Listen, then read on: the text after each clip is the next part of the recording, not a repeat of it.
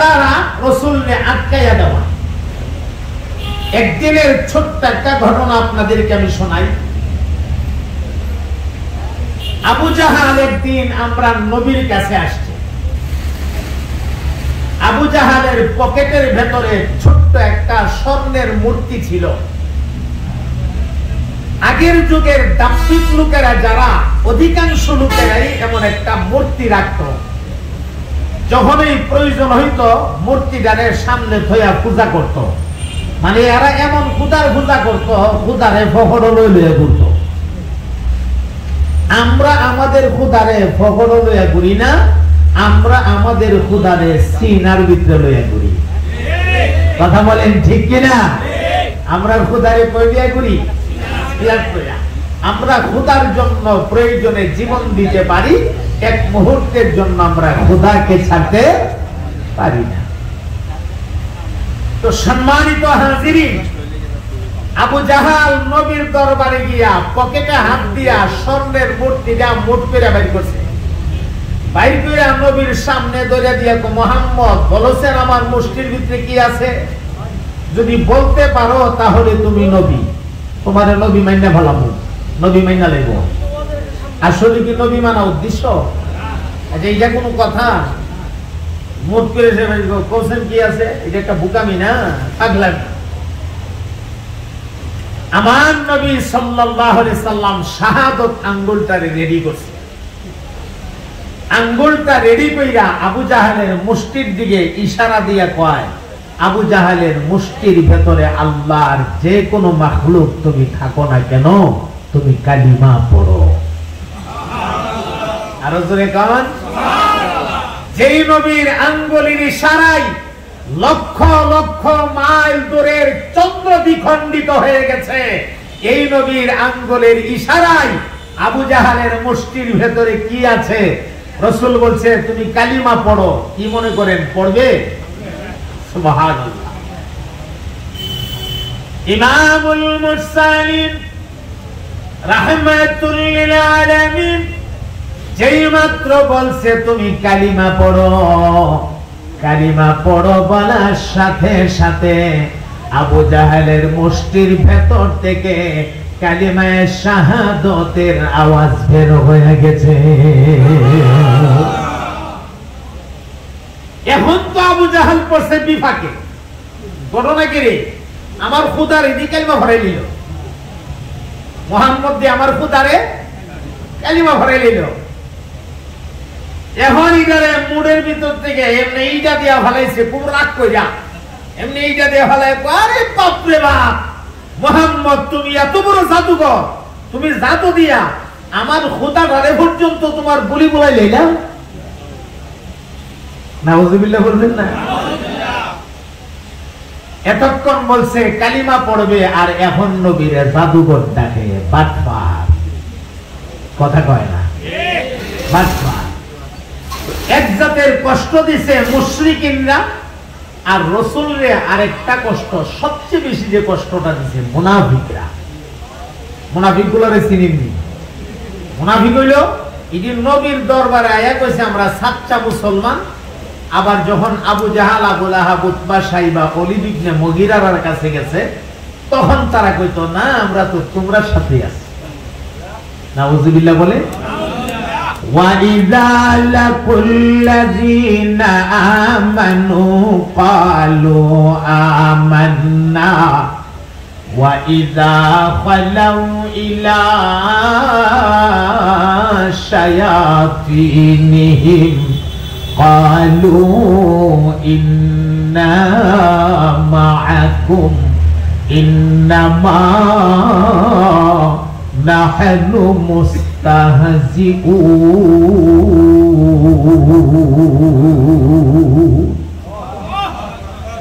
এরা রাসূলের দরবারে গিয়া কইতো আমান্না, আমরা ঈমান আনছি।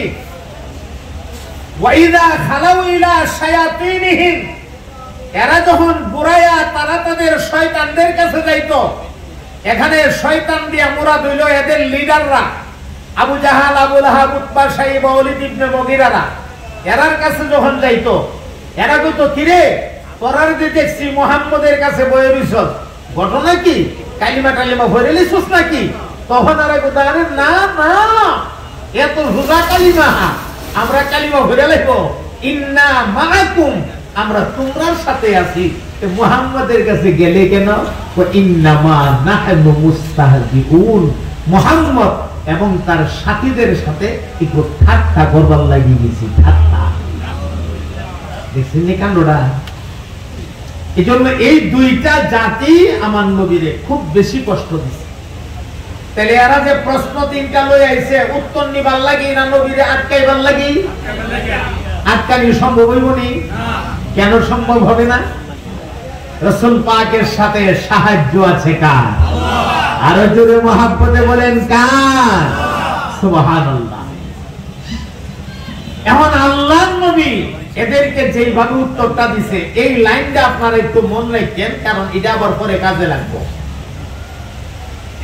আল্লাহ হাবিব তিনটা প্রশ্ন শুনছে না, এদেরকে বলতেছে আচ্ছা ঠিক আছে আমাকে তোমরা জিব্রাইল আসার আগ পর্যন্ত সময় দাও, জিব্রাইল আসলেই তোমাদের তিনটা প্রশ্নের উত্তর দিয়ে দেব। ঠিক আছে সময় দিলাম। সন্ধ্যা হয়ে গেছে, জিব্রাইল তো আর আয় না। তো সন্ধ্যার সময় রায় সাহায্য মুহাম্মদ সাল্লাল্লাহু আলাইহি ওয়াসাল্লাম জিব্রাইল কে আইছি, উত্তর কি পাইছো? না জিব্রাইল তো আইছে না, উত্তরটাও তো এখনো পাইছি না, আমার আজকে রাত্রটা সময় দাও। আচ্ছা ঠিক আছে রাত্রটা সময় দিলাম। যেই খালি কোন রকম সকাল হইছে এমনি আবার আয়া হাজির। এক মুহাম্মদ আমরা প্রশ্নের উত্তর কি পাইছো? না জিব্রাইল তো আইছে না, আমি তো উত্তরটা পাইছি না, আমার আরো সময় দাও। আচ্ছা ঠিক আছে সময় দিলাম। একদিন গেল গা, 2 দিন গেল গা, 3 দিন গেল গা, 4 দিন গেল গা, 5 দিন গেল গা, 7 দিন গেল গা, জিব্রাইল আয় না। আর এরা সকালে একবার বিকালে একবার, সকালে একবার বিকালে একবার, এরা আর কোন চাকরি নাই, চাকরি এখন এটা হই। সকালে একবার গিয়া জিগা জিব্রাইল আইছিনি, বিকালে একবার গিয়া জিগা জিব্রাইল আইছিনি। এটা মানসিক একটা পেরেশানি না? শারীরিক পেরেশানি থেকে মানসিক পেরেশানিটা কিন্তু বেশি। শারীরিক কষ্ট থেকে মানসিক কষ্টটা বেশি। মানসিক ভাবে মানুষকে কষ্ট দেওয়া এটা শারীরিক কষ্টের চাইতে বেশি, ঠিক কিনা? নবী কিন্তু খুব কষ্ট পাইতেছে। হায়রে জিব্রাইল কেন আসে না, আল্লাহ কেন জিব্রাইলকে পাঠায় না, আমিও উত্তর দিতে পারি না, এখন কি করি? 7 দিন হয়ে গেছে কোনো উত্তর আয় না, 8 দিন হয়ে গেছে, 9 দিন হয়ে গেছে, 10 দিন হয়ে গেছে। এখন মুশরিকেরা আততুরে দিয়া দিয়া দিয়া কয় এইবার মুহাম্মদের জনমের আটকানি আটকাইছি। খুব খুশি আটকাইছে, এবার আটকাইছি রে, 10 দিন হয়ে গেছে গা, মুহাম্মদ উত্তর দিতে পারে না, জনমের আটকানি আটকাইছি। ভাতিজাও বল কেটা আটকাইছে কেটা চলছে একটু পরে বুঝবা, ঠিক কিনা? আটকাইছি, জনমের আটকানি আটকাইছি। হঠাৎ উচ্চা কয় এতদিন যে মুহাম্মদের কাছে শয়তান দায়িত্ব, এই শয়তানটা এখন আর আয় না, আর মুহাম্মদও আমরা প্রশ্নের উত্তর দিতে পারে না। অর্থাৎ জিব্রাইল আমিনরে ওরা শয়তান বললে সম্বোধন করতেছে। এ মুসলমান বন্ধু আমার, এইভাবে 11 দিন 12 দিন 13 দিন 14 দিন এখন এরা নতুন আরেকটা কথা বলতে শুরু করেছে। এতদিন তো জিব্রাইল রে গালি দিত, এখন নবীরে শোনায়া শোনায়া ওরা কয় বুঝেছি মুহাম্মদের খোদা বুঝি মুহাম্মদের প্রতি বেজার হয়ে গেছে, এই কারণে এখন আর কোনো ওহী টহি আয় না। ইমামুল মুরসালিন রাহমাতুল লিল আলামিনের কানে যেই মাত্র এই কথাটা ইসাফ হচ্ছে, আমার নবী পাক আর 2টা চোখের পানিরে ধইরা রাখতে পারে না। আমার নবী কান্দে আর আল্লাহরে ডাক দিয়ে গো প্রভু গো, এরা দি কয় আপনি আল্লাহ নাকি আমার প্রতি বেজার হয়ে গেছেন, আপনি যদি বেজার হয়ে যান,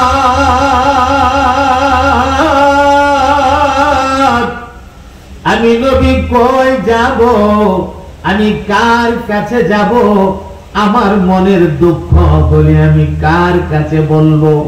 এইভাবে কানতে কানতে 15 দিনের মাথায় রাহমাতুল লিল আলামিন একটা লম্বা সেজদা দিলেন। সেজদা আর মনে মনে ইরাদা করেছে, আল্লাহর হাবিব আমার কাছে ওহী না আসা পর্যন্ত, সংবাদ না আসা পর্যন্ত আমি নবী সেজদা থেকে মাথা উঠাবো না।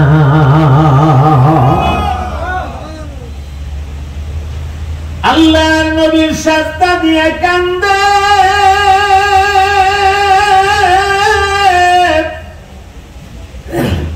ওগো আমার আল্লাহ। মুশরিকিনরা দি কয় আপনি নাকি আমার উপরে বেজারু হয়ে গেছেন। এ মালিক, আপনি সংবাদ না পাঠানি পর্যন্ত আমি সেজদা থেকে মাথা উঠাবো না। আমার নবী কাঁদতেছে, নবীর দুইটা চোখ দিয়া পানি বের হইয়া বরাবর জমিনের মাটি একদম কাদা হয়ে গেছে। মুশরিকিনরা দাঁড়ায়া দাঁড়ায়া মস্কারি করে, তাকায়া দেখরে মুহাম্মদের খোদা মুহাম্মদ রে কি বিপদে ফলাইছে। আপা দিয়া বলে কান্দে, এরপর মুহাম্মদের খোদা কোনো উত্তর দেয় না। শেষ, মুহাম্মদের জিন্দেগি শেষ হয়ে গেছে। আমার নবীর সেজদাটা এমন লম্বা হয়েছে, দীর্ঘক্ষণ সেজদায় থাকার কারণে নবী পাক হাঁটুগুলিরে আর ধরে রাখতে পারলেন না। আপনি আপনি হাঁটুগুলো পেছন দিকে সইরা গেছে, দেহটা মাটিতে লাগিয়ে গেছে, নবীর চেহারায় আনোয়ারটা জমিনে লাগিয়ে গেছে। আবার নবীর চেহারা জমিনে লাইগা চেহারাটা একদম লাল হয়ে গেছে। নবী আমার কান্দার আল্লাহ সংবাদ না পাওয়া পর্যন্ত আমি কিন্তু মাথা উঠাবো না। এমন সময় আহকামুল হাকিমিন আল্লাহ রাব্বুল আলামিন জিবরাইলের ডাক মারছে, জানি জিবরাইল যা, আমার হাবিবের আর আমি কাদাইতে পারি না, জলদি জলদি যা সূরাতুদ দুহাটা নিয়ে যা। সূরাতুদ দুহাটা আমার হাবিবের কানে গিয়া তিলাওয়াত কইরা দে। এই হলো সূরা নাজিল হওয়ার কারণ, নাজিল হইতেছে। এমনি জিবরাইল আমিন আয়েশা আল্লাহর হাবিবের কানের গোড়ায় সালাম বসায়া দিলেন, আসসালামু আলাইকা ইয়া রাসূলুল্লাহ। আল্লাহর হাবিব দীর্ঘ 15 দিন অপেক্ষা করার পরে জিবরাইলের সালাম পাইয়া যেন কলিজার মধ্যে একটা আলাদা শান্তি আসছে। নবী আমার টান দিয়া মাথাটা উঠাইয়া জিবরাইলের টান দিয়া সিনার সঙ্গে জড়াইয়া ধইরা কান্দের গো জিবরাইল রে, আমারে না দেখা 15টা দিন পর্যন্ত কেমনে তুই থাকলি? জিবরাইল কান্দের কয় ইয়া রাসূলুল্লাহ, একটা মুহূর্ত আপনারে না দেখলে আমার শান্তি লাগে না, কিন্তু নবী গো আমি কি করব? আল্লাহ রাব্বুল আলামিনের তরফ থেকে যে অর্ডার নাই আমিও আসতে পারি না। এখন আল্লাহ অর্ডার করেছে, আমিও আসছি, আপনার কানটা বাড়াইয়া দেন। বড় চমৎকার একটা সূরা আজকে আপনার জন্য আমি নিয়ে আসছি। আমার নবী কান ধরে দিলেন, এমনি জিবরাইল আমিন আমার নবীর কানে কানে তেলাওয়াত শুরু করে দিয়েছে, ওয়াদুহা ওয়াল লাইলি ইযা সাজা মা ودعك ربك وما قلى وللآخرة خير لك من الأولى ولسوف يعطيك ربك فترضى ألم يجدك يتيما فآوى ووجدك ضالا فهدى ووجدك عائلا فأغنى فأما اليتيم فلا تقهر وأما السائل فلا تنهر وأما بنعمة ربك فحدث محبতের আওয়াজে ঈমানি জজবায় সবাই জবান খুলে একবার পড়ে দিন সুবহানাল্লাহ। জিবরাইল আমিন নবীর কানে কানে এই সূরাটা তিলাওয়াত করে দিলেন। এর মানে হলো আল্লাহ রাব্বুল আলামিন দুহার কসম খাইতেছেন। দুহা আল্লাহ ডাক দিয়া বলেন, বন্ধু গো দুহার কসম। দুহা বলা হয় পূর্ব আকাশে সূর্যটা যখন পরিপূর্ণ আলো দিয়া উদিত হয়, এই টাইমটাকে আমরা সহজে বুঝি চাষতের টাইম। আল্লাহ বলেন চাষতের সময়ের কসম, ওয়াল্লাইলি ইযা সাজা, অন্ধকার আচ্ছন্ন রজনীর কসম, মা ওয়াদ্দাকা রাব্বুকা ওয়া মা ক্বালা। নবী গো মুশরিকিনদের কথায় আপনি মনে কোনো কষ্ট নিবেন না। আমি আপনার আল্লাহ আপনার প্রতি বেজার হয়ে যাইনি। আল্লাহু আকবার বলে। আল্লাহ ডাক দিয়া কয়, ওগো আমার হাবিব,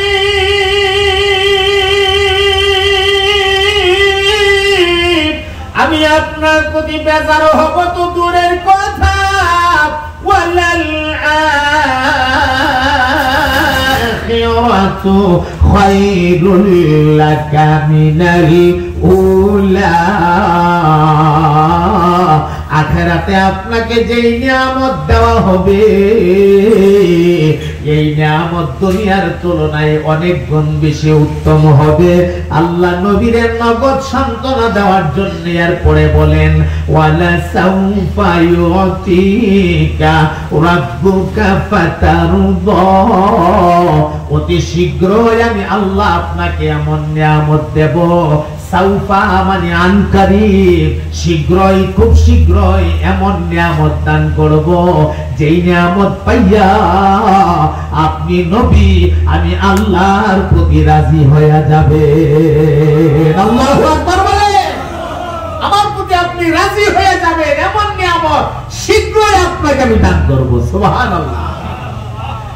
আল্লাহ তাআলা হাবিবের সান্ত্বনা দিয়ে কয়, মক্কার সামান্য কয়েকটা বেঈমান আবু জাহাল, আবু লাহাব, উতবা, শাইবা, ওয়ালিদ ইবনে মুগীরা, এই সামান্য কয়েকটা মুশরিকের কথায় আপনি মনে কোনো কষ্ট নিয়েন না।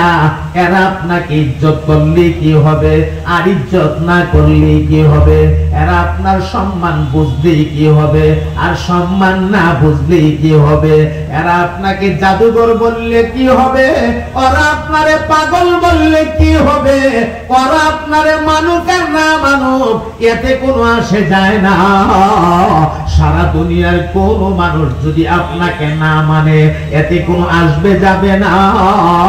এক আয়াতে আল্লাহ জানায়া দিয়েছেন, ওয়ারাফানা লাকা যিকরাক, আমি মহান আল্লাহ আপনার সম্মান মর্যাদারে বাড়ায়া দিয়েছি। ওগো নবী এমন ভাবে বাড়ায়া দিয়েছি যেখানে আমি আছি সেখানে যেখানে আপনি নবী আছেন, আমি আল্লাহ যেখানে, সেখানে আপনি নবী। চিৎকার দিয়া কন্যা সুবহানাল্লাহ।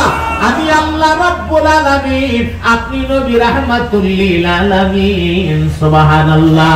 আমি আল্লাহ সারা জাহানের জন্য রব, আর আপনি নবী সারা জাহানের জন্য রহমত। নবী গো, এদের কথায় আপনি মনে কোনো কষ্ট নেবেন না। আপনার আগেও আমি অনেক রাসূল দুনিয়াতে পাঠাইছি, আপনার আগেও অনেক নবী দুনিয়াতে পাঠাইছি। নবীদেরকে আমি আল্লাহ নির্ধারিত একটা জায়গাতে টাইকা নিয়া এরপরে তাদের কাছে কিতাব নাজিল করেছি। আর আপনি নবীর বেলায় ভিন্ন নমুনা। আপনি নবী যেখানে যাবেন, আমি আল্লাহ কিতাব পাঠাইয়া দেব সেখানে। যে কোন নবী বা রাসূল আল্লাহ কিতাব দিয়েছে, যে কোন রাসূল আল্লাহ কিতাব দিয়েছে, রাসূল বলা হয় তাদেরকে যাদেরকে কিতাব দেওয়া হয়েছে, আর নবী বলা হয় তাদেরকে যাদেরকে কিতাব দেওয়া হয় নাই। তো রাসূলদেরকে আল্লাহ কিতাব দিয়েছে একটা নির্দিষ্ট স্থানে ঢাকায় নিয়ে এরপরে সেখানে কিতাব নাযিল করছে। কিন্তু আমরা নবীর বেলায় ভিন্ন রকম। সুবহানাল্লাহ। আমাদের নবীর বেলায় নবী যেখানে গেছে আল্লাহ কিতাব সেখানে পাঠাইছে। আমার নবী মক্কায়, আল্লাহ কিতাব নাজিল করছে মক্কায়। আমার নবী তায়েফে, আল্লাহ কিতাব পাঠাইছে তায়েফে। আমার নবী আরাফাতে, আল্লাহ কোরআন পাঠাইছে আরাফাতে। আমার নবী গারে হেরাই, আল্লাহ কিতাব পাঠাইছে গারে হেরাই। আমার নবী গারে সুরে, আল্লাহ কিতাব পাঠাইছে গারে সুরে। আমার নবী জামালে নূরে, আল্লাহ কিতাব পাঠাইছে জামালে নূরে। আমার নবী মদিনায়, আল্লাহ জিবরাইল দিয়ে কিতাব পাঠিয়ে দিয়েছে মদিনায়। আমার নবী উহুদে, আল্লাহ কিতাব পাঠিয়ে দিয়েছে উহুদে। আমার নবী খন্দকে, আল্লাহ কিতাব পাঠিয়ে দিয়েছে খন্দকে। অতএব আমার আল্লাহ নবীরে সান্ত্বনা দিয়া গো নবী গো, আমি কসম খায়া বলি আপনার প্রতি আমি বেজার হইয়া যাইনি। আপনার সম্মান আমি দুনিয়াতেও বাড়াইয়া দিছি, আখিরাতেও বাড়াইয়া দেব। ওগো নবী, এই সামান্য কয়েকটা ছোটপুটির কথায় আপনার কি হবে? এই সামান্য কয়েকটা তেল ছোড়ার বাচ্চা আবু জাহাল, আবু লাহাব, উতবা, সাইবারা, এদের কথায় আপনার সম্মান কি আসবে আর যাবে? আপনি টেনশন নিয়েন না, মনে কোনো কষ্ট নিয়েন না। আমি আল্লাহ আপনার প্রতি রাজি ছিলাম এবং রাজি আছি। এখন রাসূল জিবরাইল ডাক দিয়া কয়, রে জিবরাইল, আচ্ছা বুঝলাম আমার আল্লাহ আমার প্রতি রাজি আছে, এটা বুঝে নিলাম। কিন্তু 15টা দিন পর্যন্ত আল্লাহ ওহী পাঠাইলো না কেন? এটার কারণটা কি? এই কারণ তো তুমি কইলা না। আল্লাহ আমারে সান্ত্বনা দিয়েছে, আমি খুশি হয়েছি, আমার মন ভইরা গেছে আল্লাহর সান্ত্বনায়। কিন্তু 15 দিন ওহী পাঠাইলো না, কারণ কি? কারণ জানুনি? এই কারণ লই আইছি, তাহলে কারণটা কও। ওয়ালা তাকুলান্না লিশাইইন ইন্নী ফাইলুন যালিকা গাদান ইল্লা আইয়াশা আল্লাহ।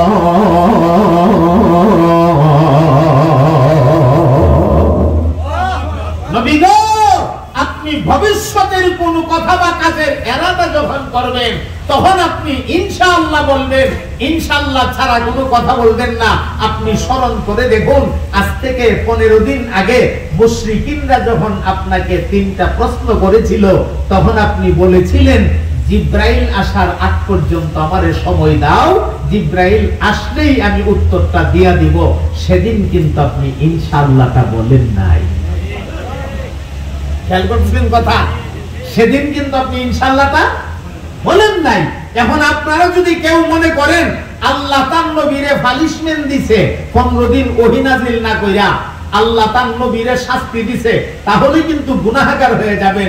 নবীরে আল্লাহ পানিশমেন্ট দিছে না, 15 দিন ওহী বন্ধ রাখা উম্মতরে আল্লাহ ইনশাআল্লাহর গুরুত্ব বুঝাইছে। উম্মতরে আল্লাহ ইনশাআল্লাহ গুরুত্ব বুঝাইছে। এজন্য ভবিষ্যতের কোনো কথা বা কাজের সময় আমরা কি বলবো?